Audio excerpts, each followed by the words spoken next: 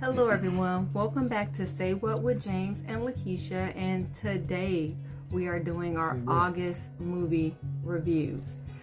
So we're doing it up a little bit different. We are doing mini reviews with the rankings because again, we are far behind. So August did bring us some thrillers, some mystery, some action-packed films, and we are breaking it down with the biggest releases, giving you mini reviews, and of course our final rankings. So let's jump in. So let's start off with The Home. That was the first movie we saw in August. It had Pete Davidson in it, and he did a pretty good job in this movie, I must admit. And he was a troubled kid. He was in a foster home, grew up in a foster home. His older brother died, so he was told, and he didn't get to go to the funeral. He ended up writing graffiti on the side of a building, getting arrested for I don't know how many other times he'd been arrested. So the plan was to send him to this old folks home where he could work like some type of community service, but he had to be there for what was it, a month or two, something like that. But yeah. So again, just like James said, Max is a graffiti artist. He has a tragic past. He has to do his community service at the retirement home. He discovers something terrifying. The fourth floor, you cannot go to the fourth floor. It's off limits for a reason. Residents there suffer extreme psychosis, and he uncovers a cult that harvests youth via eye fluid. Behind your eye, there's shocking twists. Again, these are spoilers, so if you haven't seen The Home, wait till you see it to watch the review. Shocking twists reveal that his supposedly deceased foster brother is alive, and Max fights to survive and dismantle the cult. Max went to work on the cult. Yeah. The movie blends psychological horror, supernatural elements, and tense mystery with an emotional core surrounding family and loss, because his foster family was the ones cherry picking them to go over to the retirement community to be a part of the cult. So we have our mini review points: intense psychological horror with cult intrigue. We have shocking twists, a suspenseful pacing, strong emotional undertone, and a must watch if you love horror that keeps you on the edge and emotionally invested with the twist at the end. So next up we have Weapons. Now everybody was hyping Weapons up, and I must admit, after seeing it the second time, it was better. But like you say, they were hyping it up, and our expectations were more, I think, higher. Yeah, but it was still ended up being a pretty good movie, and it starts off with the teacher, and she's got a class, and everybody's going missing in the class except for one boy. After she has 17 third graders in her class that mysteriously disappeared, and Justine is the teacher. Yeah. And Alex was the only little boy that the only one left. He was being manipulated by I think that was his aunt. Was it his aunt? Yeah, his aunt, because I was gonna say his grandparents. And similar to The Home, the aunt was she was using her little voodoo stuff. She was trying to get the youth to siphon the life forces from the children. Yeah, it was similar to The Home. Yeah, so we have twists, we have betrayals, attacks, and suspenseful confrontations. And the thing about this is it's like when they say non-linear style, it shows it from different perspectives. It shows it from her perspective, from the teacher's perspective, the principal's perspective. One of the guys who kid was missing. It shows it from different perspectives. The guy, the drug James, and James had me because he said that he had forgot his key. Yeah, I knew James was. The cop went to work on him, and he remembered that he had on his video cam or whatever.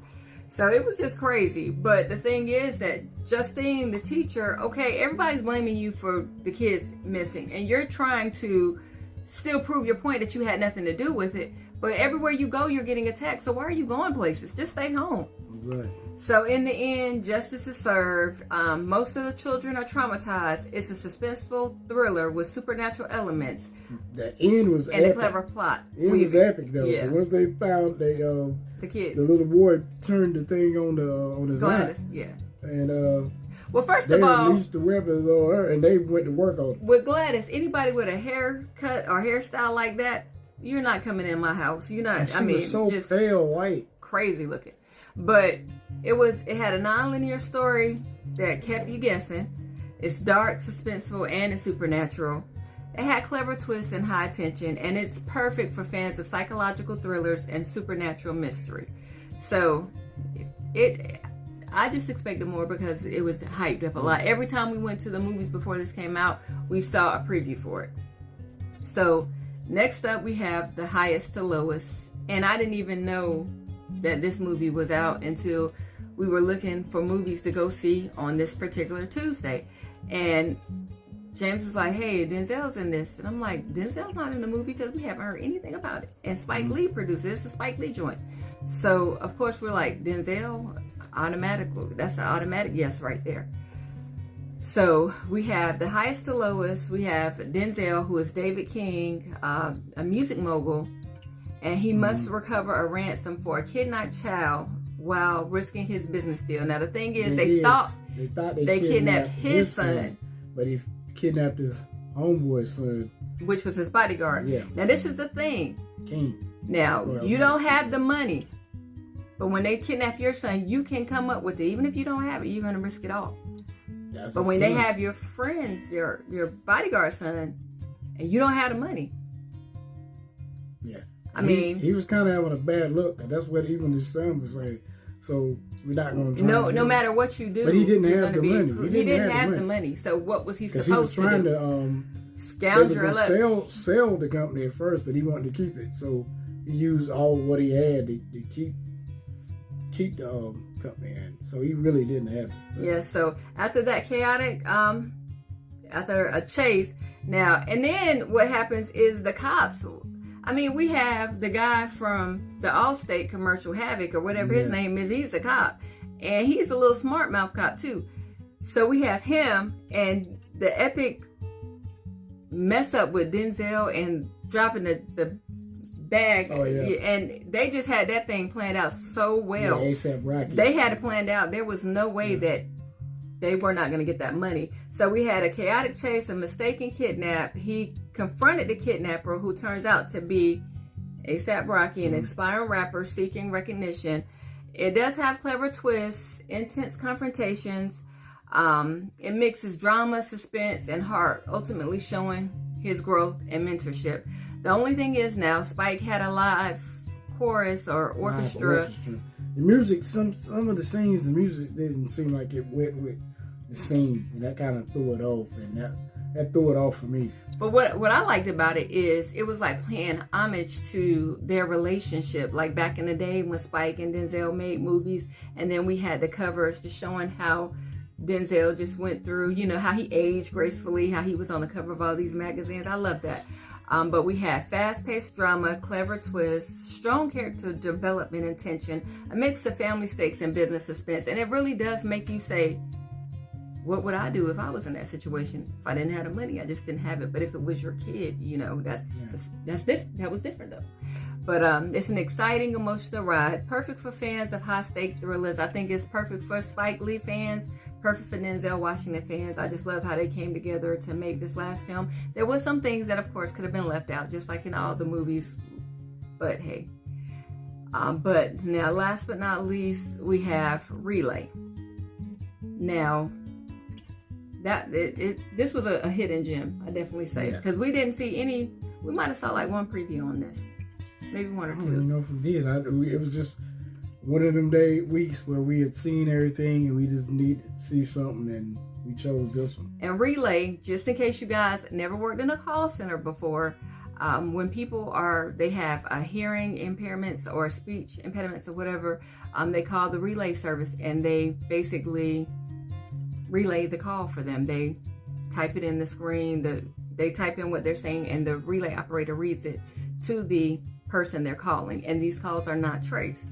So yeah, and it goes around Ash. He's a guy that he tries to, he's a secretive fixer. Yeah, to keep these corporations from taking people under where they got something on them, and he was good at that. And he was a master of disguises. The brother, he was good at what he did. Though. He protects whistleblowers, and he's good at staying anonymous because when it first came on, we didn't even know it was him. Yeah. I don't even know if I ever saw this guy in anything before, but he did a great job in this role. And for the first couple of minutes, we were saying, well, maybe he uses the relay service because he can't talk. Yeah, but after a while, I thought he was there. We thought he couldn't.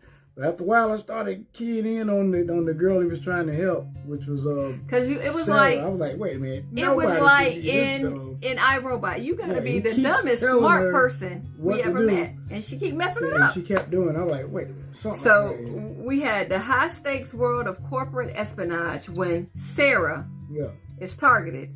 Ash orchestrates a masterful plan. It was a great plan to safeguard her and expose the wrongdoing. However, she keeps messing it up. And then he has to go out of character, out of his own he messed up. rules he got out of protocol. to try to help her. Yeah. And it ended up backfiring on him. Yeah, that's because he liked it. He fell for the client. So it's full of tension, clever strategies, and edge of your seat moments. It's about intelligence, suspense, and moral choices in a dangerous world of secrets and corruption. So this was a high tension film with clever plot twists, smart espionage thriller with moral stakes. It was an engaging cat and mouse dynamic, and I love the storyline. I love that it didn't do too much. It was kind of like a family friendly type film. Kind of. I can't remember if it had like the language and stuff because it's been a while since we saw it. But now, the moment you've all been waiting for. All the suspense and thrills. And here's how we're going to rank our August films from the bottom to the top. Isn't that how we go, James? Yeah. So my number 4, I would have had to say Weapons because I expected so much more from this film. My number 4 was Highest to Lowest. It was. I say all these movies were pretty good movies, but Highest to Lowest was 4 for me. I can't put a Denzel Washington film unless Suspense is at number 4. I think it was just the music or something. I don't know. I mean, it had a lot of stuff that could have been left out, but it was still a Denzel film. So my number 3 was Highest to Lowest. James, just like in the movie theater, please silence your phone. And what was your number 3? My number 3 was Weapons. And I think we're going to agree on the rest. My number 2 was The Home. Yeah. Home was number 2 for me. It was a great movie. And what's the name of the guy that starred in it?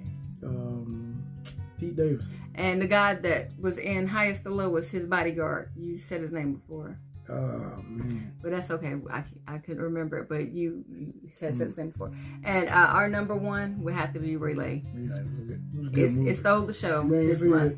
That was a good movie. Check it out. We didn't want to give away all the tea, but it was a great movie, so make sure you check it out. So that's how... The dude's name is Jeffrey Wright. Jeffrey Wright. That was the bodyguard. So that's how we ranked August. If you saw these films, meet us in the comments and tell us what you thought about them.